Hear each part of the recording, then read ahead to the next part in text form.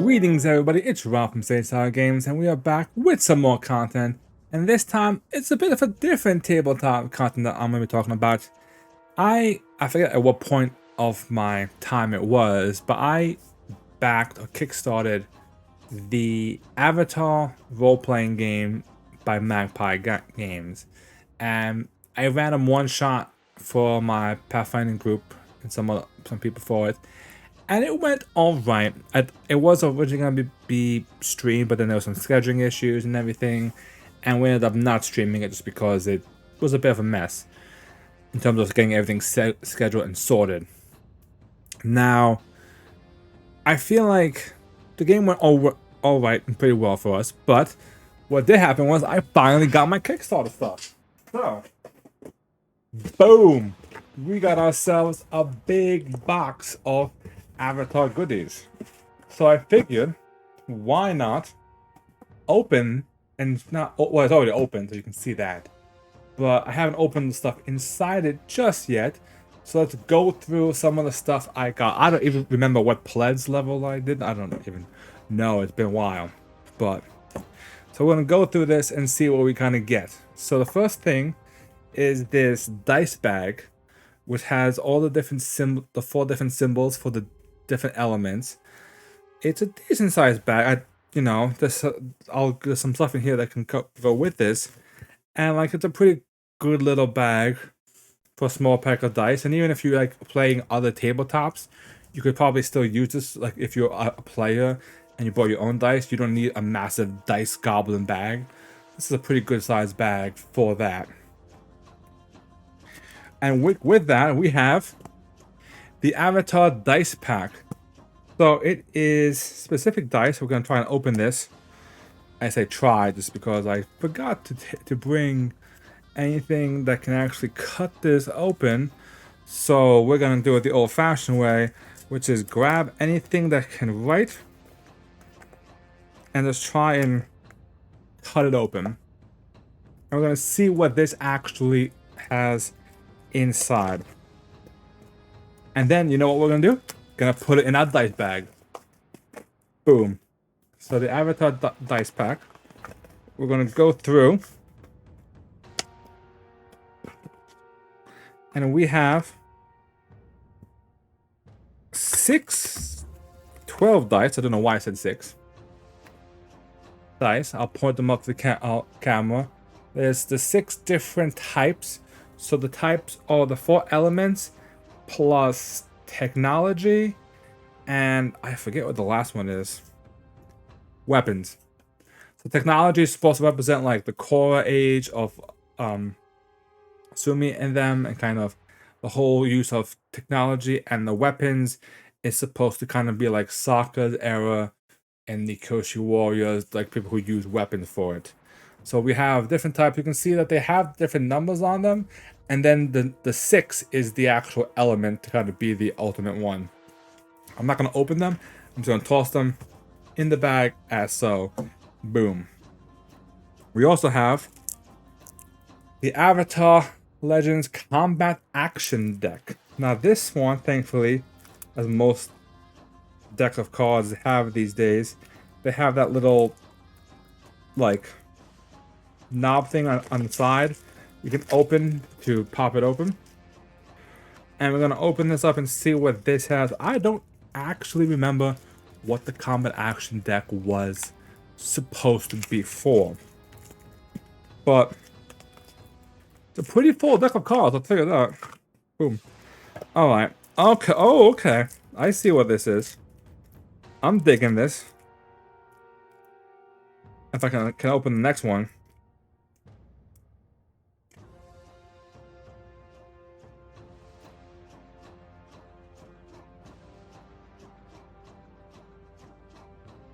Do you ever think you open it and then like you make the motion to do the whole like rip it open, and then your finger doesn't actually grab it, and you're like, well, don't I look special?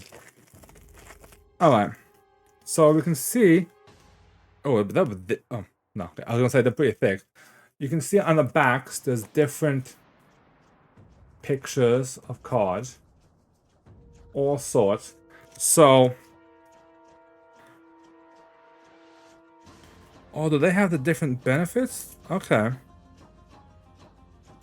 So they have condition cards. So for instance, if you're prepared, you can have this card. And then that way it'll be in front of you so you know you have that condition. Or you can flip it and have the stun condition and put that in front of you as well.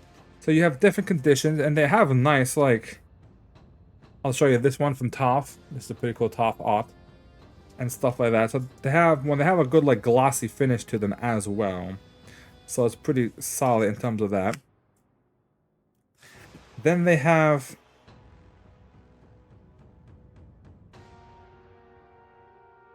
I don't quite understand the difference in the I feel like one of these is missing. Oh, here we go.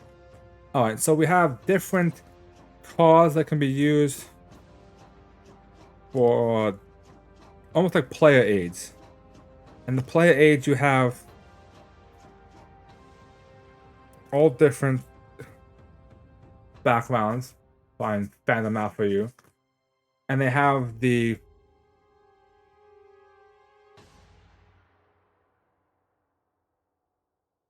what is Jet? And on the front and on the other side they have the rules for the advance, attack, defend, maneuver, evade, and observe. And these red ones are specifically for the GM to run the NPCs for. And then these blue ones are for the players to run for. And you have, I'll turn these over, Ang, Korra, Zuko, Toph, Tension, and I'm drawing a blank right now. If you guys remember the name of the Kyoshi warrior, I'm drawing a blank at this moment. So these are little player aids to help your players or you remember how the rules work in terms of combat. So you would have these, and then you would have the status effects kind of with you as well. So then somebody had a status effect, they could put it on. And that's actually pretty good as a way to help make combat easy to kind of remember what's going on in terms of combat. All right. Combat down. This next thing is something that I'm really excited for. But before we get to that, I want to know your guys' opinions. Are you guys Team Ang or Team Korra? Let me know in the comments down below. I'm very curious to see which side do you guys kind of lean towards. Are you more an Ang fan or are you more a Korra fan? Let me know in the comments down below. And while you guys are down there, be sure to hit that subscribe button for some more tabletop content, and it will support the channel greatly. Thank you guys. Now, this is something that I like. I don't know, I wanted it. Oh, this is the... What's the game they play? It's been a while since I watched the show. Pachinko. You guys know what I'm thinking about. And it's the White Lotus token shit. I don't know if it actually has any game merit to it, but this is what I wanted. This may even go up on the wall. And this is a map. It's a map of the world. With a rather nice finish to it. It actually feels pretty nice. And this way you can see, geographically at least, because sometimes you forget. Yes, you know, like the Northern Water Tribe, the Southern Water Tribe, and that stuff. But this gives you an idea. You can kind of like map people around, figure out what's going on. That's a really solid map. And I like it. Definitely excited to have this. Like I said, if I don't end up using it, it could go on the wall. It's that smooth to look at. Next is we have this little split and then kind of a series of playbooks over here. So I think I know, as I just mentioned, I kind of spoil what I think it is. I believe this is the playbooks for the game. Or maybe not, actually. Oh, no, these might be character portfolios, actually. Come to think of it. Because the playbook should be in the actual rulebook. I don't think they would have individual playbooks for them, so... Unless these are the adventures for the individual ones. So we have the Ang and Korra. The Earth, Water, Fire, and Air. Let's take a look and see what's in them. I forgot. They're just empty notebooks. It's literally just empty notebooks. So it's a series of 5 notebooks, 4 elements, and the encore cover. I like them. They're pretty small individually, but to either store notes for a game or just if you want different color coordinate notebooks. Right here, you got the 4 elements. That's a nice touch. I'm gonna put these over here. Now, before I go on to this next one, the next one is a biggie. Before we do that, I wanted to show this first. So this art is technically, I believe, the cover of the normal rulebook. If you order the rulebook normally, I think this is the cover that you get on it. However, I didn't. I went all out. Not all out. Let me rephrase that. And I got the upgraded one. And the reason I got the upgraded one is I'm purposely not showing you guys. Don't worry. I know it's not in frame. But that's because I wanted to unveil this without plastic and show you this. Now you have 2 options for when you bought this. You could buy this with the Korra on the front, or you could do it with Ang on the front. You can see it's like it has a bit of like a shiny foil to it. Doesn't even say any words on it. All the words are on the actual edge of the book. And to my cover, I chose Korra. I know it's controversial. Team Korra. I like Korra more than Ang, even though Ang's show is probably a better show in terms of characters, I feel like. But I feel like Korra was more badass. She was a cool fighter. Yeah, she had her weird kind of moments through the seasons of the show, but I feel like she just looks cool, and I think this cover looks really cool for her. So, and you can see if you open it, it's the full book, all the rules, all the playbooks, everything. Beautiful, love it. Great book. This is going on the tabletop shelf for sure. And the last thing, the very last thing in the book. Now, I think there was maybe a few more things I could have got in terms of in the Kickstarter, but I wasn't gonna go like super crazy. I think one of them even had like some plugins or something. I don't know. And this is my personal thing that I always like to get. And that is the Wan Shi Tong's Adventure Guide. I was looking at it in the camera and I'm like, I don't want to read it backwards. Obviously, Wan Shi Tong is the big owl in the library. And what this is, it essentially is a number of different adventures that you can use. It gives you all sorts of, I actually ran one of these adventures as my one shot.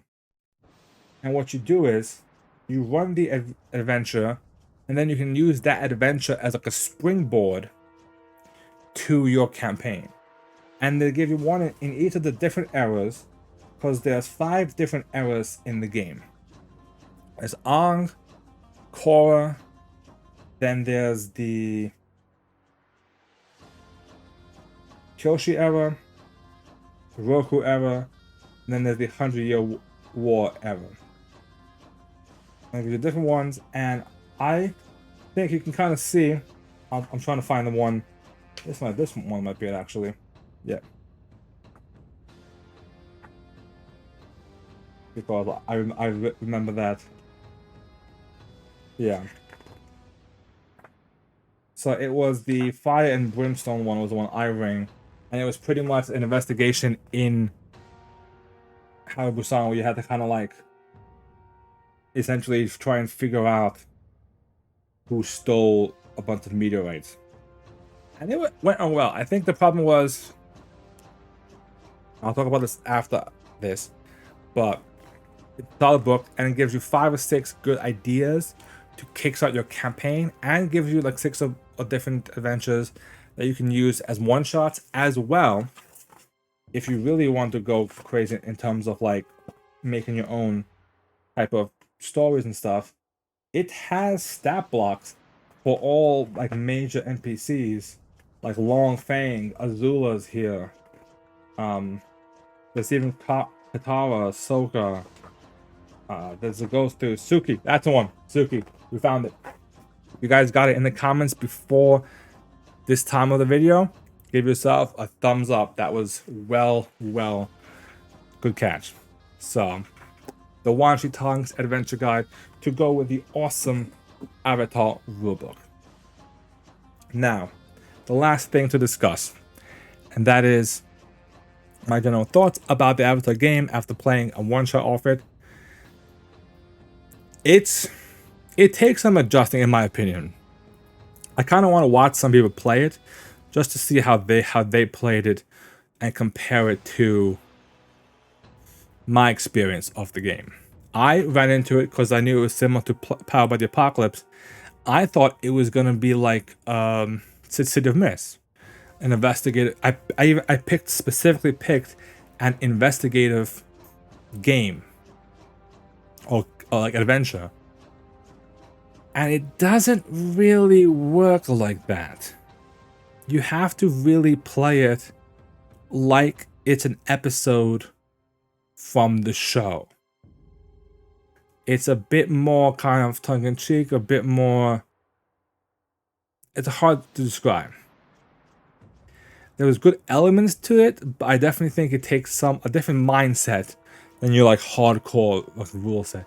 It definitely has that kind of, we're gonna try and mimic like an episode, so where you could do 1 or 2, you know, sessions could be an episode of in the actual show.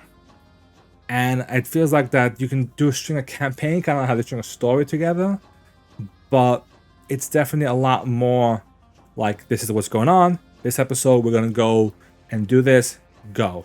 And that's how it's supposed to be done. So I feel like if you leave your players to have too much agency and don't give them as much direction, it kind of goes haywire. But that could be my experience. I only did one shot off it, so I want to definitely give it another chance, and I have a ton of cool new toys and gizmos to play with, so definitely looking forward to using all of this stuff, and I love it. So let me know in the comments down below which part of this did you guys like the most. Was it the mat, the notebooks, the dice, the combat action deck, the dice bag, or the fancy rulebook, or the Wan Shi Tong's adventure guide with the adventures and the stat blocks? Let me know in the comments down below, and thank you guys for watching this video.